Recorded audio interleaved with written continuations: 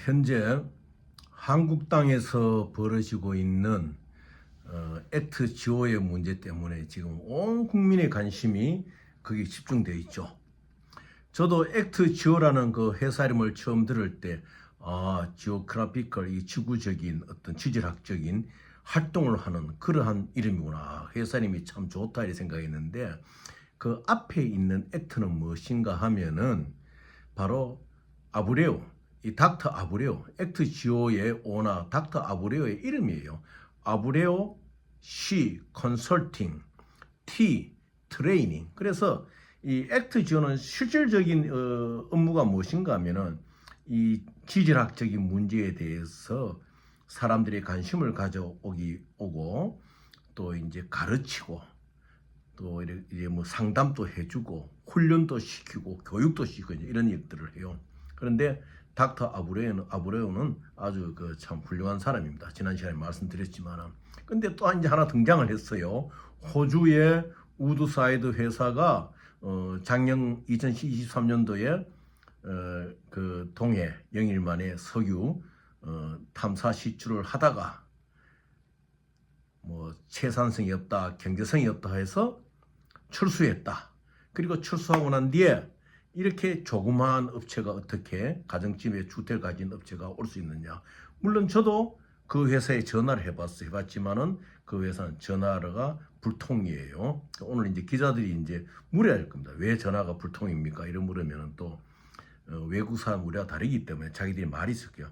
우리는 석유공사 NCND, 그러니까 비밀 보장 그런 계약 때문에 일부러 한국에서 오는 전화는 받지 않는다, 이렇게 말도 할 수 있겠죠. 근데 그러한 것이 중요한 것이 아니고 우리 국민적인 자세가 참 문제예요 지금요. 저는 아주 민주당에 참 오래 몸을 담고 있는 사람입니다. 그런데 민주당을 만든 사람이죠. 김대중 총재와 같이 만든 사람인데 이 민주당의 최고위원이나 이런 분들이, 이런 사람들이 무조건 반대를 하면 안 돼요. 왜냐? 2023년도에 우드사이드가 그거를 이제 탐사를 할 때 하고 지금 1년이라는 기간이 지났는데 어떤 상황이 변화된지 모르잖아요. 그러면은 아주 이재명 대표가 무식한 말을 하는 거예요. 뭐 10중 8구. 그거는요, 사수가 간역을 겨냥해가지고 10발을 쏘면은 8발이나 9발을 맞추어야 사수입니다. 그걸 이야기하는 것이지, 이 탐사 시추는 무엇이냐? 10번을 찍어가지고 한 번만 제대로 나와도 그건 대성공이에요. 그래서 내가 비난하는 의미가 아니고 좀 뭐를 알고 말을 해야 돼요. 저는 원유를 다루기 위해서 전 세계를 다닌 사람입니다. 지금 이 우드사이드 이야기도 나오지만요, 나중에 말씀드리겠지만 다음 언제 시간에 저는 호주 석유 회사하고 일을 하다가 어떠한 그 견제에 의해서 호주 시드니 공항에서요 4시간 이상 응유된 적도 있어요. 아주 이상한 조작에 의해 가지고 나중에는 저를 이상한 곳으로 몰고 가던 그 시드니의 공항 경찰들이 도리어 미안해하고 막 그럴 지경이 있어요. 자기들이 오판했기 때문에. 한번 내가 이 유튜브에서 말씀을 드리겠습니다. 그런데 지금 정치인들이 절대 함부로 이거 비난하면 안 돼요. 내일 기자회의 다 밝혀지잖아요. 그럼 기자들이 꼭 물어야 할 것은 무엇인가 하면은 왜 2023년도에 우드사이드에서는 그렇게 말을 했는데 당신은 이렇게 합니까 해가지고 그 데이터를 확실히 받아야 돼요. 지금 실질적으로 지금 이제 국민들이 조금 의심을 갖는 거는요. 자, 그러면은 이 액트 지오를 누가 컨택했느냐? 이것도 기자들이 물어야 돼요. 대한민국에서 석유공사에서 산자부 직원 중에 누가 제일 먼저 액트 지오를 컨택하고 어디로부터 추천을 받는, 이걸 분명히 물어야 됩니다. 물론 지금은 그런 일이 없지만요, 이 뭐 시추 탐사나 원유를 거래 이런 데는요 페이백들이 많이 성행해요.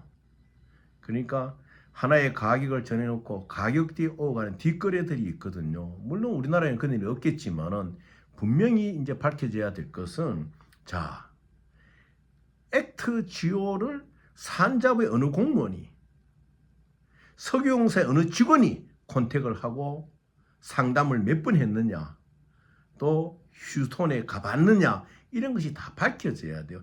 그런 과정을 보고 그 다음에 데이터가 나오고 이럴 경우에 우리가 어느 정도 긍정적인 것을 가질 수가 있는 것이지, 무조건 우드 사이드가 저 건물도 좋고 이 주택을 사무실로 쓰는 이 닥터 아브레오 회사보다 훨씬 좋다 해서 무조건 비난하는 그런 입장이 아니에요. 저도 과거에 작은 회사지만요, 200만 배럴 원유를 다뤄본 경험이 있어요. 그게 200만 배럴 정도 되면 여러분들 한 15층 가까운 아파트, 15층 높이의 그 아파트 같은 큰 빌딩이에요. 그래서 함부로 비난하면 안 된다. 그리고 야당도 무조건 뭐 옛날에 1976년식으로 박정희 정권이 국면 전환을 시도하는 그런 식이 아니냐, 이렇게 말하는 것도 나중에 석유 나오면 어떻게 할 겁니까? 그거 진짜 민족 앞에 얼마나 부끄러운 일입니까? 그래, 함부로 그 이야기를 하면 안 된다. 그래서 지금 보면은 2005년도부터 지금까지 이 석유 시출을 위해서 쓴 비용들이 한 3억 7천만 불 된대요. 5,080억 정도. 그런데 이번 연말부터 5개 시추 구멍을 뚫어 들어간다고 할 것 같으면, 이 시추 구멍 하나에 1,000억을 쓴다 그러면 이때까지 썼는 시추 탐사 비용에 대한 5분의 1 정도를 쓰는 거대한 일이거든요. 그래서 모험이 무엇입니까? 이것을 하기 위해서 꾸준하게 노력하다가 성공하면은 이 대한민국의 장래를 위한 것이고, 참으로 여기에서 경제성 있는 오일이 나온다고 할 것 같으면 2035년 뒤에는 이 민족이 얼마나 잘 살게 되겠습니까? 우리 후대들이 얼마나 참 웰빙을 할 수가 있습니까? 그런 걸 바라보면서 비난을 할 것이 아니고, 이 내일, 오늘이죠. 오늘 닥터 아브레오의 기자회견에서 우리 기자들이 질문을 잘 해야 됩니다. 질문이 탐탁지 않을 것 같으면 이제 국민들을 상대로 해가지고요, 산자부 직원들이 나와서 이야기를 해야 돼요. 석유공사 직원들이요. 저 같은 사람도 질문할 수 있는 거 아닙니까? 만약 저를 초청해 준다면 내가 닥터 아브레오 바로 면담해서라도 이걸 밝힐 수가 있어요. 저는 왜냐, 원유를 달아본 사람이기 때문에, 기술자는 아니고 과학자는 아니지만은. 그래서 우리 정치인들도 무조건 비난하면 안 됩니다. 그런데 이제 석유공사가 답변하는 것 중에 호주의 그 우드사이드가 왜 철수했냐, 거기에는 자기들이 구조조정 문제 때문에 호주의 자원개발기업 BHP와 합병하기 때문에 그랬다, 이제 이런 말을 하는데, 지금 또 체크해 보겠어요. 액트지오를 그대로 끌고 갈 것이냐, 아니면 이 닥터 아브레오가 모 국가의 모 석유 이 관련된 재벌하고 새로운 또 회사를 하고 있느냐, 이런 것도 우리 기자들이 파헤쳐야 됩니다. 지금 어느 신문의 기자는 벌써 그 점을 포인트로 잡아서 체크를 하고 있더라고요. 이 닥터 아브레오가 새로운 회사를 하나 끌고 간다. 그러면은 지금 한국에서 이렇게 시주 탐사를 하면서 큰 돈을 받는데, 그러면 이하고 이 회사 관계는 어떠냐? 왜냐, 우드사이드가 2023년도 작년에 BHP와 합병하면서 우리 한국을 떠났잖아요.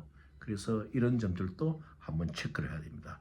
비난에 몰두할 것이 아니고, 영일만에서 대왕고려 프로젝트 성공하고 석유가 나오기를 바라는 마음에서 우리가 하나하나 팩트 체크를 해가지고, 아닌 것은 아니다, 인 것은 이다, 이래가지고 될 수만 있다면 성공하는 것이 이 대한민국, 이 조국을 위해서 얼마나 좋은 일입니까? 그래서 여야가 힘을 합치고 정치적인 관점으로 보면 안 돼요. 과학적인 관점으로 접근해야 됩니다. 그래서 오늘 기자회견에서 이런 것이 명명백백하게 잘 밝혀져 가지고, 참 유망 구조화에 다다른 좋은 기름이 나온다, 생산성이 있는, 경제성 있는 기름이 나온다는 그러한 구조화에 다다른 영일만 대왕고려 프로젝트가 되기를 바라겠습니다.